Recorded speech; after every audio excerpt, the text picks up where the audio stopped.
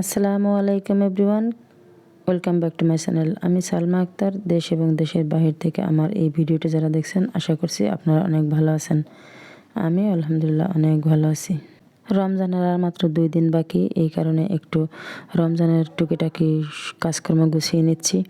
তার কারণ ইফতারের সময় দেখা যায় যে একটু ভাজাভুজি না হলে রোজা রোজা মনে হয় না। আর ইফতারের সময় ঝাল ঝোল জিনিস খেতে বেশি পছন্দ করে সবাই, আমিও তার ব্যতিক্রম নেই। এই কারণে একটু টিকিয়ার জন্য আমি বুটের ডাল দিয়ে, মানে ছোলার ডাল, যেটা ছোলার ডাল ধুয়ে পরিষ্কার করে নিয়েছি।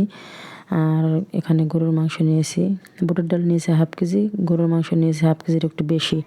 দিয়ে দিয়েছি 4-5টা শুকনো মরিচ, আদা কুচি, রসুন কুচি, পেঁয়াজ, তারপরে তেজপাতা, গোলমরিচ, লবঙ্গ, এলাচ, দারচিনি, ধনিয়ার গুঁড়ো, হলুদ। এখন পরিমাণ মতো পানি দিয়ে দিচ্ছি, সামান্য একটু লবণ দিয়ে দিয়েছি। এখন এগুলোকে ভালোভাবে সেদ্ধ করে নেব। সেদ্ধ হয়ে গেলে আমি এইগুলোকে পাটায় একটু বেটে নেব। এই যে পাটায় বেটে নিয়েছি, আলাদা আলাদা করে আগে আলাদা আলাদা করে নিয়েছিলাম, মাংস আলাদা করে নিয়েছিলাম, ওই মশলা যেগুলো ওগুলো আলাদা করে নিয়েছিলাম, আর ডালটা আলাদা করে বেটেছি। এখন একসাথে সবগুলোকে সুন্দরভাবে ম্যাশ করে নেব। এরকমভাবে মাখিয়ে নিব যাতে সবগুলো ডাল, মশলা, মাংস যাতে সুন্দরভাবে মিশে যায়।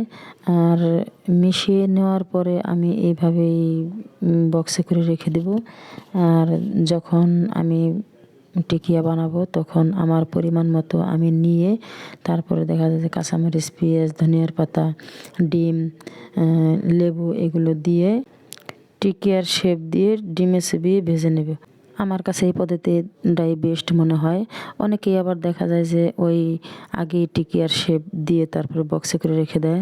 আসলে ওইভাবে রেখে দিলেও হয়, কিন্তু আমার কাছে এটা ভালো লাগে, এই কারণে আমি এভাবে রাখলাম। মাংসগুলো খুব বেশি ফিশিয়ে নিই, আদা ছাবা রেখেছি যাতে ওই যে ভাজে, মানে খাওয়ার সময় যাতে মুখে লাগে যে না মাংস দিয়ে বানিয়েছে, এই কারণে আর কি।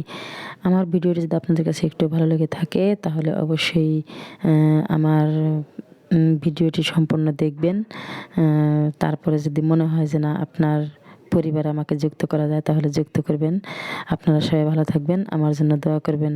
আল্লাহ হাফেজ।